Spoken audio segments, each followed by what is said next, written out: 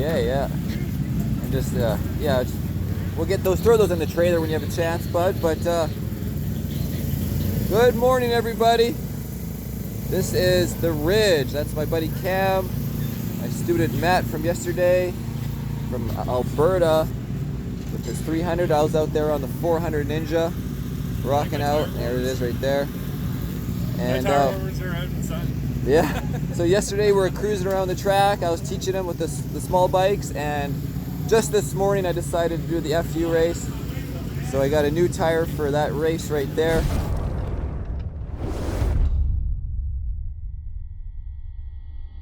Right there. Yeah, and yeah, we'll get her on the pit bull stand.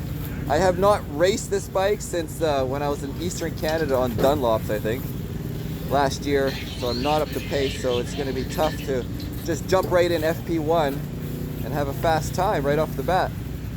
So it's going to be a real struggle out there. Try to go fast and enter warp speed on the fast bikes, right, Cam? Fuck yeah, buddy. Yeah, so from the small bikes to teaching to warp speed. I got three practice little sessions, 10 minutes, and then we got qualifying.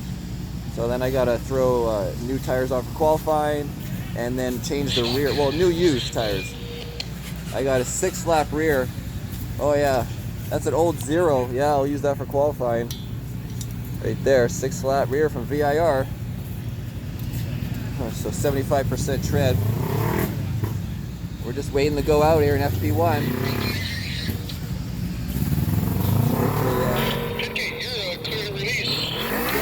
Okay, I'll put you on pause. Okay, guys. Well, I knew it was gonna be tough, and it was.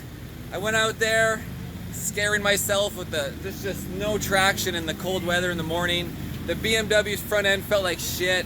After riding all these wicked little bikes with good front end feel, even though you didn't know it, you get on this big bike and the front end just pushes, and it feels like you're gonna fall over. It feels like you're gonna low side all the time. I have practice coming up here in 10 minutes, so I don't have time. I really want to lower the front end. I feel I need to get more weight on the front end. I'm trying to get my body forward. I'm trying to trail the brake, keep the front end compressed. I was using all my travel right around there, so I can't even soften up the suspension anymore. I can't take out preload. I really just need to change the geometry. And so my goal in FP1, first time back going fast on the big bike, my goal was a 45, which would have been like, 4 or 5 seconds off the pace where I need to be. I need to be just at a 50 or below for the morning, session in terms of traction out there. But I'm at a 47.9, so I'm 8 seconds off where I want to be when it's warm. So I got a lot of work to do now to go out in the next session. So it's gonna be tough. Just the front tire, I just couldn't get any feel out of it, so I lowered the pressures, been monitoring the pressures, and essentially all hot on the warmers. I was at 34, I came off track, I lost temperature. The rear with 25 came off and gained a little temperature in the rear, shredded the rear too. But, so I lowered the front a PSI, lowered the rear a half a PSI. Essentially 34.5 in the front, but I'm gonna recheck on the warmers and the rear down to 24. It's not like a hot, grippy track, where it's building temperature. I'm not getting temperature, guys. The front, front right, 106 is cold on the front. 11, a little, not quite so much temperature. So I'd like to see 20s on the rear and definitely consistent 20s on the front. So we'll come back, guys. This lens is so peppered. I'm gonna change the lens finally on the SR2. All right, hopefully I come back happy. Okay, guys, so I'm back from FP2, and I wish I could have filmed it, but we just did a rush tire change in 5 minutes. Changed the front wheel in 5 minutes, thanks to my buddy Cam and his dad, Winterman, Mr. Winterman. Just testing out Curtan's little Milwaukee here. It's pretty close, within like just over half PSI difference. And there was bikes crashed everywhere on the track, guys. There was like 6 bikes down in that one FP2 session. It's just like MotoGP. and I took it away, but I did 56, 57 lean angle. So sort of just testing stuff, bringing it up. That's like the Ridge. Did a 47.1, so I went a second faster. But I seen all these guys down, and I'm thinking, you know what? I just got to make the race. I got to finish the race, and I'll probably be able to pull in at least top 5 by just finishing, and a podium is very likely. I don't want to be fixing my bike, you know. So, and we only I did 2 47s in a row, but you know, last year my quickest was a 39, I believe. So, but you know, that was in good temperature. The track is green, guys. So you know, the fastest lap for the race, it might just be like a 42 or something. So we'll see in qualifying. And I got a better front tire on now. I got a better used tire with just like 15 laps that I bought for 75 bucks. I had a hard time getting it upright. Yeah, so I am looking for a tire sponsor, guys. Anybody knows, talks to the manufacturer. If you are a manufacturer, I am able to represent. So, oh yeah, and I went over my pressures again. So the front pressure, lowered it, it worked pretty well. Let me show you on the gauge here. Oh, I deleted it. Crashes all over. 5 minutes remaining in Group 6 practice. 5 minutes. Oh, there's a Group 6. I had more time than I thought. Ambient temp right now is 64, but the track temp's getting up there 90. I think I deleted it. So now I'm running 33.9 and 25.5 on the warmers. Hot warmers around 130. And yeah, I deleted all the stuff, but I was up to 125 on the front, so it's a good setting. This is the tire I found in some garbage pile, but it just didn't feel very good. I don't really know what the date is on it. I guess I should look now. What was it? Yeah, it's an 07-18, but it just didn't feel very good. It could just be the fact that it's a soft compound and the soft carcass. I know I like a stiffer carcass, better feel. I just can't, after riding the 400, I just can't stand not having good front end feel, guys. I figured I might just show you guys what the tire is I'm dealing with right now.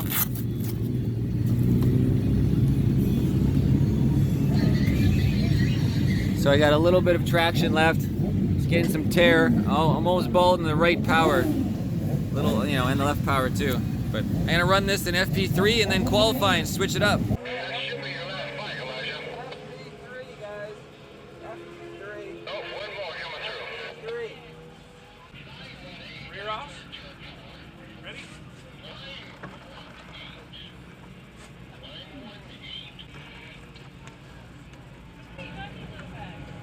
Okay, FP3. Change the front tire. Same rear tire all beat up.